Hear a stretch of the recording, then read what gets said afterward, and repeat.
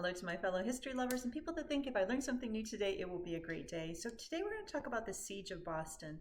And I want you to remember that there's a nice logic to this. This is sort of the fourth interaction between the British and the Americans. So it started with the Battle of Lexington. Remember, that's when Gage said, hey, I'm going to try to go get their gunpowder in Concord, but the rebels stand up to him, and not only stand up to him, but basically chase him back to Boston, and he's stuck there. The second interaction is the Battle of Ticonderoga, where Arnold and Benedict Arnold, future traitor, and Ethan Allen, they think, we might be going to war with these guys. We better get some forts and cannons. So they end up taking Fort Ticonderoga, which has a lot of artillery. The third interaction, if you remember, was the start of this siege. So basically, Gage is stuck in Boston. Really, he's kind of hiding out there because he can't march out. He's under siege. And then came the Battle of Bunker Hill because the British and the Americans are both looking at Breed's Hill and Bunker Hill and think whoever has that is going to have the high ground. So the British wake up one morning and realize, oh, the rebels beat us to it, and the rebels are out there looking down at them, and they think, well, that can't happen.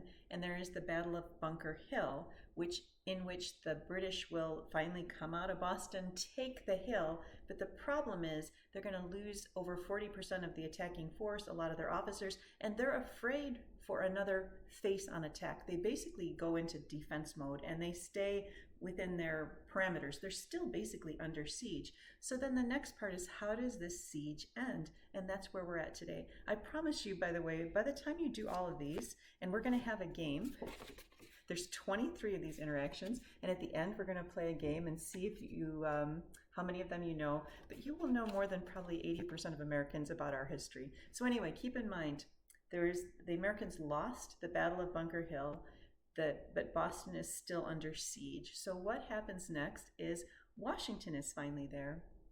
And he looks and he says, you know what? Those Dorchester Heights, that's even higher than Breed's Hill. And so again, during the night, you'll notice this pattern. They secretly bring a bunch of cannons up to Dorchester's Heights. And how do they have the cannons? Well, remember, Ethan Allen and Arnold took over Fort Ticonderoga, and a brilliant guy named Henry Knox, who was a bookseller of all things, brings all of these cannons to Washington. Washington in the night, again, brings them up to the top of the hill, and the British once again wake up to think, holy cow, they're up there with a lot of cannons. We have no choice but to evacuate the city. And so they evacuate Boston. So anyway, that is our next battle, and we'll go on to battle number 5 next. Thanks for letting me share.